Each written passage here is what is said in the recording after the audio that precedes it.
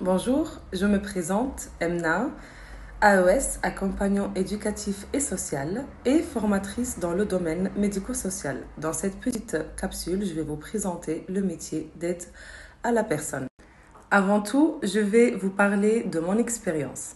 J'ai entamé une formation il y a quelques années de 9 mois. J'ai obtenu mon diplôme d'état d'accompagnant éducatif et social.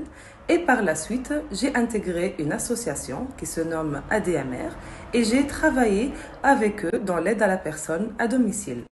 Devenir aide à la personne, c'est intervenir auprès des personnes dépendantes ou en situation de handicap. On est là pour les aider dans les gestes de la vie quotidienne, c'est-à-dire l'aide au lever, l'aide au coucher, l'aide à la toilette, l'aide à la préparation des repas, l'aide aux courses et aussi les aider dans les démarches administratives.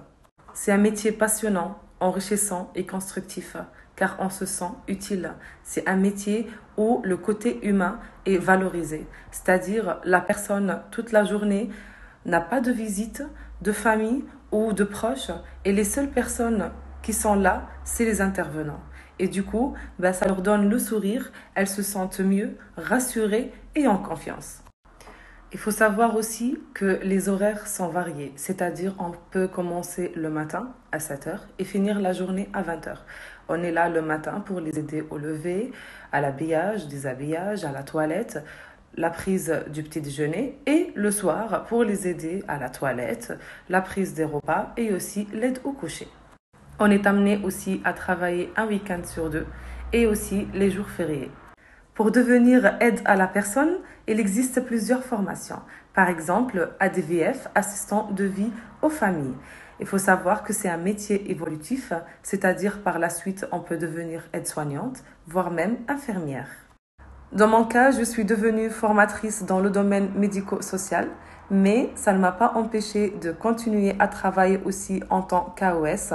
Toujours passionnée par ce métier, si je suis devenue formatrice, c'est parce que j'ai souhaité transmettre mon savoir-faire, mon savoir-être et mon savoir-savoir aux apprenants et leur parler de mon expérience sur le terrain. Notre aide aux personnes dépendantes ou en situation de handicap leur permet de rester en bonnes conditions dans leur lieu de vie. Ayant ces petites habitudes, ces souvenirs ou encore ces repères, la personne âgée, dépendante ou en situation de handicap se sent mieux grâce à la préservation de son cadre de vie familier. Le secteur du service à la personne est en plein développement. Les débouchés sont donc nombreux. Vous aimez le relationnel et vous avez de belles qualités humaines. Les services à la personne sont faits pour vous.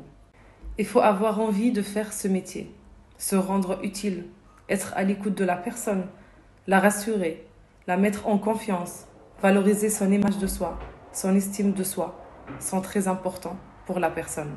Je vous invite à découvrir ce métier et pourquoi pas un jour faire une formation pour devenir un professionnel d'aide à la personne.